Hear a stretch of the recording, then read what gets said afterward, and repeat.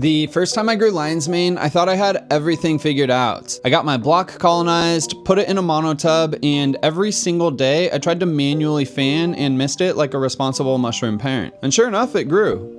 Kind of. But instead of getting this big fluffy white lion's mane like I'd seen before, I got something that looked more like ocean coral. Not a complete failure, but definitely not the mushroom I was hoping for. So today I'm going to show you the full process of growing lion's mane from start to finish. But the real focus is on the part I got wrong the first time. Fruiting conditions. This time, instead of guessing when to mist, when to fan, and when to leave it alone, I'm using a more controlled fruiting setup to keep fresh air and humidity consistent. The goal is fairly simple. By the end of this video, you'll know how to grow lion's mane at home, what fruiting conditions it actually wants, and whether the setup change was enough to finally get the fluffy lion's mane I was looking for.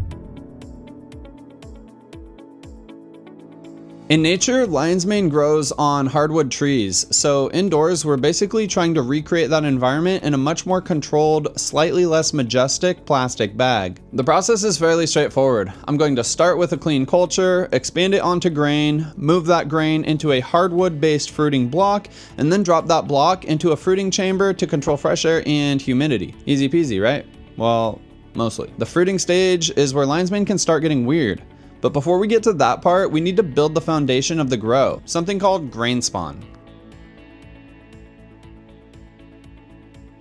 We make grain spawn by just taking a grain of some sort, adding our culture, and letting the mycelium colonize and grow on it. For this video, I'm using whole oats. The first step is to hydrate them, which will ultimately lead to getting them nice and hydrated on the inside and then letting them dry on the outside. Once they're dry on the outside, I'll load them into jars and sterilize them in my pressure cooker. You can also just use a bag of Uncle Ben's rice and skip all this preparation work. And I have a whole video breaking down the do's and don'ts of grain prep if you're interested, which I'll link below. But for this grow, the important thing is simple. The grain needs to be properly hydrated and sterilized.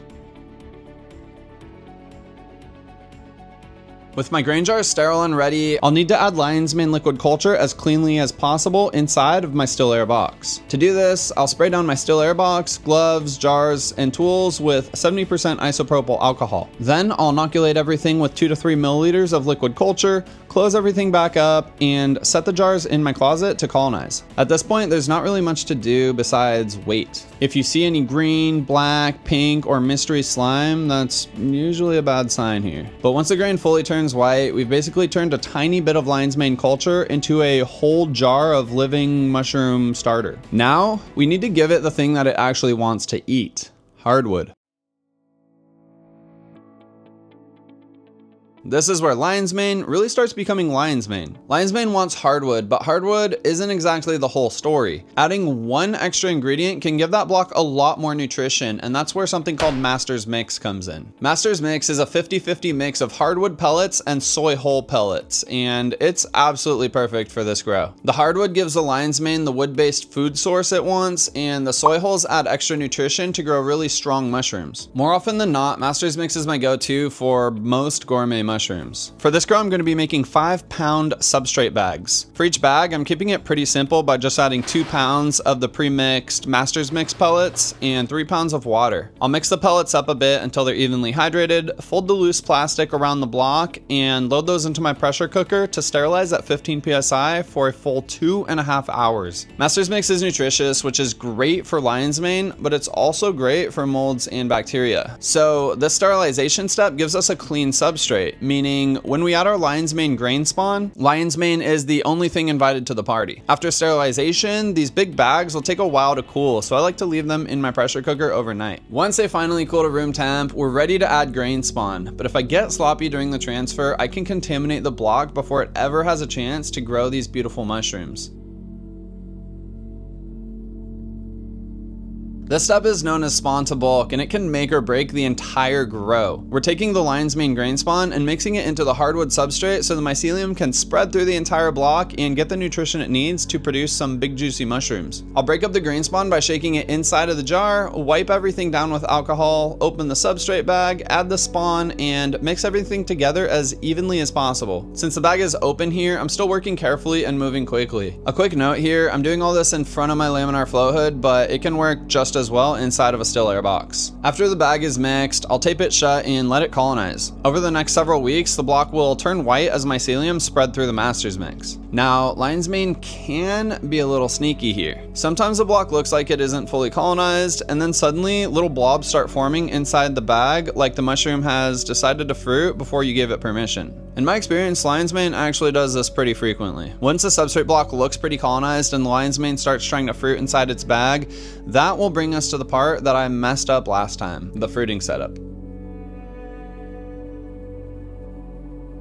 During my first ever attempt at growing lion's mane, I tried fruiting it in a monotub for the sake of simplicity. And to be clear, that can work, but there's a big difference between it grew and it grew well. Lion's mane wants high humidity, but it also needs consistent fresh air. Too much air and it can dry out.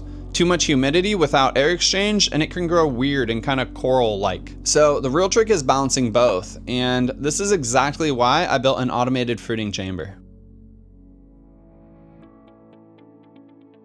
I built a version of this chamber about 6 months ago and it worked, but not without a couple issues. So for this grow, I upgraded the fan, humidifier, and the controller, all from VivoSun. The first thing I noticed was the inline fan because it's ridiculously quiet. When I set it up originally, I genuinely spent probably 15 minutes trying to figure out why it wasn't turning on before I actually realized that it was on. It was just super quiet. I also changed the fan direction this time. Originally, I had it pulling air out, acting as an exhaust from the top of the tent. Now I've switched it 180 degrees and it's going to be an intake fan blowing air into the tent. I'm not claiming this is like a perfect commercial mushroom farm design. The goal is just removing that carbon dioxide and introducing fresh air so the mycelium can breathe just like you or I without me having to stand here and fan it all day like some kind of mushroom butler. For this grow, I'm going to have the fan set to turn on for 1 minute and then off for 10 minutes. That will give the chamber regular fresh air exchange without blasting everything completely dry. I also upgraded the humidifier because my old one needed to be refilled way too often. This new humidifier is over twice the capacity, so it can run longer without my intervention, making my life just a little bit easier. I'm setting the humidity to maintain 88%, which in my experience has been good for growing lion's mane. My last fruiting chamber upgrade has been the Grow Hub, which kind of ties everything together. This lets me monitor and adjust the fan and humidifier from my phone, which is way more convenient than constantly stooping over to change things manually, especially when you're dealing with a back injury like I am. Now, do you need this exact setup to grow lion's mane? No, but compared to the monotub or even my first chamber I built, this version makes the whole fruiting stage way less annoying. If you want to build your own fruiting chamber or upgrade the one you already have, I'll link my upgrades down below. So the chamber is upgraded, the conditions are set, and now the only question is whether this actually changes the way lion's mane grows. Now, the chamber can control the environment, but I need to control where the mushroom actually grows. Despite lion's mane's best efforts to fruit wherever it wants inside the bag, I actually want to direct that growth outside the bag. Now, instead of opening the whole thing, I'm just going to cut a small 2-inch slit right where I want the lion's mane to eventually fruit from. If you expose too much of the block here, it can dry out and start fruiting in random spots. So I'm trying to keep the rest of the bag tight against the block. To do that, I'll cover the filter patch with a small piece of duct tape, I'll roll up the excess bag, and then I tape everything down so there isn't a bunch of empty airspace inside the bag. The goal here is really for the mycelium to sense fresh air at this small opening and then put its energy into pushing one nice fruiting body through that cut. At least, that's the hope. After a few days in fruiting conditions, little white growths should start forming near the cut. At first, they might not look like much, maybe just little blobs or bumps or little cauliflower looking clusters, but once they get going, lion's mane can grow surprisingly fast. This is where the fruit tells you how your conditions are doing. If lion's mane starts growing long, branched, and coral-like, it may need more fresh air. If it starts drying out or yellowing too early, it may need humidity or less direct airflow. And if it forms into these fluffy rounded clusters with shaggy little teeth, we're pretty dialed in. As the fruiting body grows, those little spines will start to elongate, and this is one of the coolest things about lion's mane. It doesn't grow at all like a normal mushroom with a traditional cap and stem. Instead, it grows these soft, dangling little spines that give it that shaggy, classic lion's mane look. But now the timing really matters because I want it to fully mature without letting it go too far. This is where all the waiting finally pays off. I like to harvest my lion's mane when the little spines are about 1/4 of an inch long. Once the spines start growing past that, I feel like it starts diminishing in terms of quality. To harvest, all you need to do is grab the fruiting body and gently twist it off of the block. Now we have the answer to the first question. Can you grow lion's mane from start to finish at home? Yes. But the more interesting question in my opinion is, did the automated fruiting chamber actually make a difference? Heck yeah, it did. The chamber made the part I was struggling with way easier. I wasn't guessing when to fan, I wasn't opening and closing a monotub all day, and I wasn't trying to balance humidity and fresh air by vibes alone, which historically has not been my most effective method. Instead, I could just set the humidity to 88%, put my fan on a timer, and let the mushroom grow in a more consistent environment. Super hands-off, super easy, and super effective. That's really the main lesson from this grow. Lion's mane is not that hard, but if you want to grow it into a clean, fluffy shape, fruiting conditions really do matter. So for me, this setup was absolutely worth it.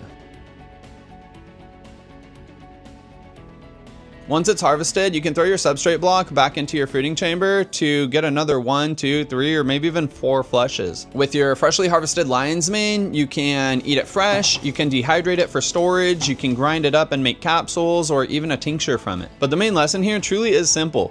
Start with a clean culture, use a hardwood-based substrate, and don't ignore fruiting conditions. If you want to try growing lion's mane yourself, I'll have my liquid cultures linked below through happymycelium.com, along with the main gear that I used for upgrading this fruiting chamber. And if you want a simpler grow, check out this video right over here where I show you how to grow oyster mushrooms from old milk jugs with almost zero equipment. Thanks for watching, and as always, happy growing.